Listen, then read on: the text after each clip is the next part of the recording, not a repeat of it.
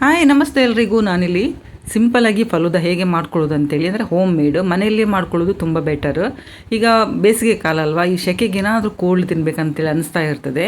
ಹಾಗೆ ಮನೆಯಲ್ಲಿ ಫ್ರೆಶ್ ಆಗಿ ನಾವು ಮಕ್ಕಳಿಗೆ ಮಾಡಿಕೊಟ್ರೆ ತುಂಬ ಖುಷಿಯಾಗಿ ತಿಂತಾರೆ. ತುಂಬ ಈಸಿ ಮಾಡ್ಕೊಳ್ಳಿಕ್ಕೆ. ನಾನಿಲ್ಲಿ ಅರ್ಧ ಲೀಟರ್ ಹಾಲಲ್ಲಿ ಮಾಡ್ತಾ ಇದ್ದೇನೆ. ಅರ್ಧ ಲೀಟರ್ ಹಾಲು ಬಿಸಿಗೆ ಇಟ್ಕೊಂಡಿದ್ದೇನೆ. ಅದರಲ್ಲಿ ಸ್ವಲ್ಪ ಹಾಲನ್ನು ತೆಗೆದಿಟ್ಕೊಂಡಿದ್ದೇನೆ ನೋಡಿ. ಒಂದು ಕಪ್ಪಲ್ಲಿ, ಅಂದರೆ ಒಂದು 2 ಸ್ಪೂನಷ್ಟು ಕಸ್ಟರ್ಡ್ ಪೌಡರ್ ಬೇಕಾಗ್ತದೆ. ಇದಕ್ಕೆ ಕಸ್ಟರ್ಡ್ ಪೌಡರ್ ಹಾಕಿ ನಾನಿಲ್ಲಿ ಮಾಡ್ಕೊಳ್ತಾ ಇದ್ದೇನೆ.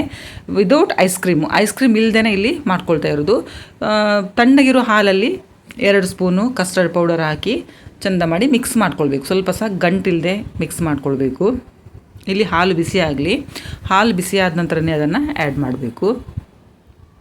ತುಂಬ ಬೇಗ ಆಗ್ತದೆ, ಏನು ಟೈಮ್ ಹಿಡಿಯೋದಿಲ್ಲ. ನಿಮಗೆ ಕೋಲ್ಡ್ ಬೇಕಂತ ಹೇಳಿದರೆ ಫ್ರಿಜ್ಜಲ್ಲಿಟ್ಟು ನೀವು ಕೋಲ್ಡ್ ಕುಡಿಬೋದು. ಇಲ್ಲ ಬೇಡ ಅಂತೇಳಿದರೆ ಹೊರಗಡೆ ಇಟ್ಟು ತುಂಬ ಆರ್ತದಲ್ಲ, ಅದರ ನಂತರ ನೀವು ಇದನ್ನು ಯೂಸ್ ಮಾಡ್ಕೊಳ್ಬೋದು.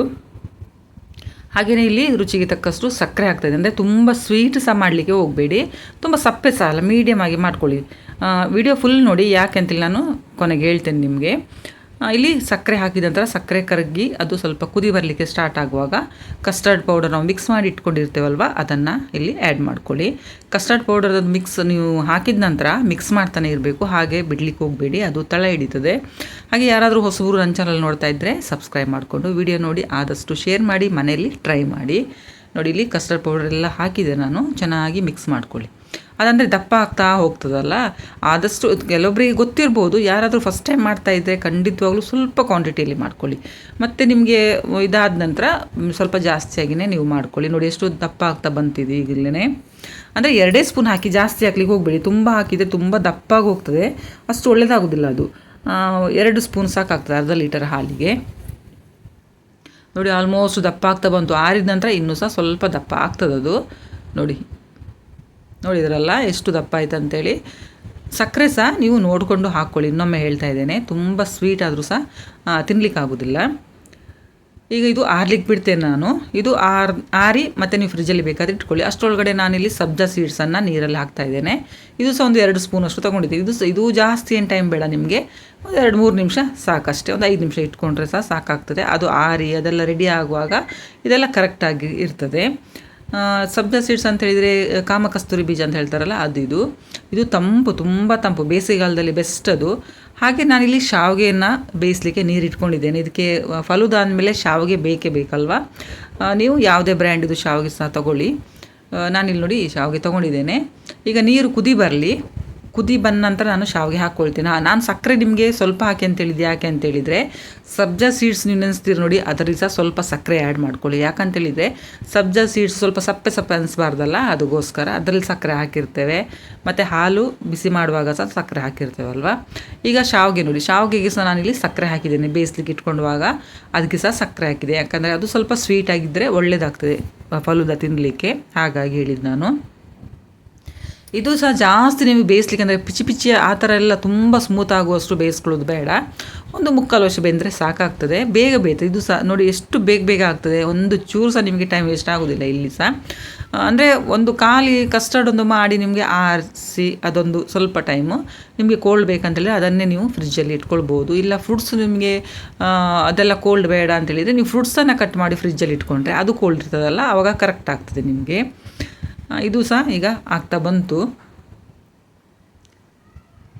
ನೋಡಿ. ಈಗ ಪ್ರೆಸ್ ಮಾಡಿ ನೋಡುವಾಗ ಅದು ಸ್ವಲ್ಪ ಸ್ಮೂತಾಗಿರ್ತದಲ್ಲ, ಅಷ್ಟಾದರೆ ಸಾಕು. ತುಂಬ ಸ್ಮೂತ್ ಸಹ ಮಾಡಲಿಕ್ಕೆ ಹೋಗಬೇಡಿ. ಅದು ಒಂಥರ ಅನ್ನ ನೋಡಿ ಅಂಟಂಟಾಗ್ತದೆ ನೋಡಿ, ಆ ಥರ ಆಗ್ತದೆ ಮತ್ತು ತಿನ್ನುವಾಗ. ಇದೀಗ ಆಗಿದೆ.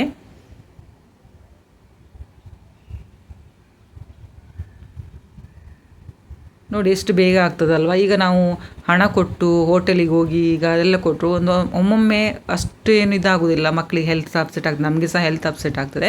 ಅದರ ಬದಲಿಗೆ ವಿದೌಟ್ ಐಸ್ ಕ್ರೀಮನ್ನೇ ನಾವು ತಗೊಳ್ದೇನೆ ಈ ಥರ ಸಿಂಪಲ್ಲಾಗಿ ಮನೆಯಲ್ಲಿ ಮಾಡ್ಬೋದು, ತುಂಬ ಒಳ್ಳೆಯದಾಗ್ತದೆ. ಈಗ ಅದಾದ ನಂತರ ನೋಡಿ ನಾನಿಲ್ಲಿ ಸೋಸ್ಕೊಳ್ತಾ ಇದ್ದೇನೆ.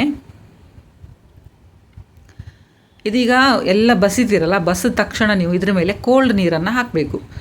ಒಂದು ವೇಳೆ ನಿಮಗೆ ಫ್ರಿಜ್ಜಲ್ಲಿ ನೀರು ಇಲ್ಲ ಅಂತೇಳಿದರೆ ಸಹ ನಾರ್ಮಲ್ ವಾಟರ್ ಉಂಟಲ್ಲ, ಕೋಲ್ಡ್, ಸ್ವಲ್ಪ ತಣ್ಣಗಿರ್ತದೆ ನೋಡಿ, ಅದೇ ನೀರನ್ನು ನೀವು ಇದ್ರ ಮೇಲೆ ಹಾಕ್ಕೊಳ್ಳಿ. ಆಗ ಅಂಟುಕೊಳ್ಳೋದಿಲ್ಲ ಅಂಥೇಳಿ. ಮತ್ತು ತುಂಬ ಏನಾದರೂ ಮೆದು ಆದರೂ ಸಹ ಸ್ವಲ್ಪ ಕರೆಕ್ಟ್ ಆಗ್ತದೆ ಅನ್ನೋಗೋಸ್ಕರ. ಇದೀಗ ಆರಿದ ನಂತರ ನಾನಿಲ್ಲಿ ಗ್ಲಾಸಿಗೆಲ್ಲ ಹಾಕ್ಕೊಳ್ತಾ ಇದ್ದೇನೆ. ಇದು ರೋಸ್ ಸಿರಪ್ಪು ಸಿಗ್ತದಲ್ಲ, ಅದು ಇದ್ದರೆ ನೀವು ಯೂಸ್ ಮಾಡಿ, ಇಲ್ಲ ಅಂತ ಹೇಳಿದ್ರೆ ತೊಂದರೆ ಇಲ್ಲ. ಇದು ಸಹ ಎಲ್ಲ ಶಾಪಲ್ಲಿ ಸಿಗ್ತದೆ, ರೂಹ್ ಅಫ್ಜಾ ಅಂತೇಳಿ. ತುಂಬ ಸ್ವೀಟ್ ಇರ್ತದೆ ಇದು ಸಹ. ಹಾಗಾಗಿ ನಾನು ಎಲ್ಲದಕ್ಕೂ ಸಹ ಸ್ವಲ್ಪ ಸಕ್ಕರೆ ಕಮ್ಮಿ ಹಾಕಿದೆ ಅಂತ ಹೇಳಿದರೆ ಇದು ತುಂಬ ಸ್ವೀಟ್ ಇರ್ತದೆ ರೂಹ್ ಅಫ್ಜಾ, ಅದಕ್ಕೋಸ್ಕರ ಅದು 1-2 ಚಮಚ ಹಾಕಿದ ನಂತರ ಇಲ್ಲಿ ನಾನು ತಂಪಿನ ಬೀಜ ಅದನ್ನು ಹಾಕ್ಕೊಂಡೆ. ಅದರ ನಂತರ ಶಾವಿಗೆ ಹಾಕ್ಕೊಂಡೆ.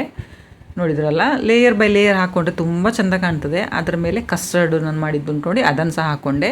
ನೀವು ಇದನ್ನೆಲ್ಲ ಮಾಡಿದ ಫ್ರಿಜ್ಜಲ್ಲಿ ಇಟ್ಕೊಂಡು ಮತ್ತೆ ಸಹ ನೀವು ಒಂದೊಂದರೆ ನೀವು ಲೇಯರ್ ಬೈ ಲೇಯರ್ ಹಾಕ್ಕೊಳ್ಬೋದು.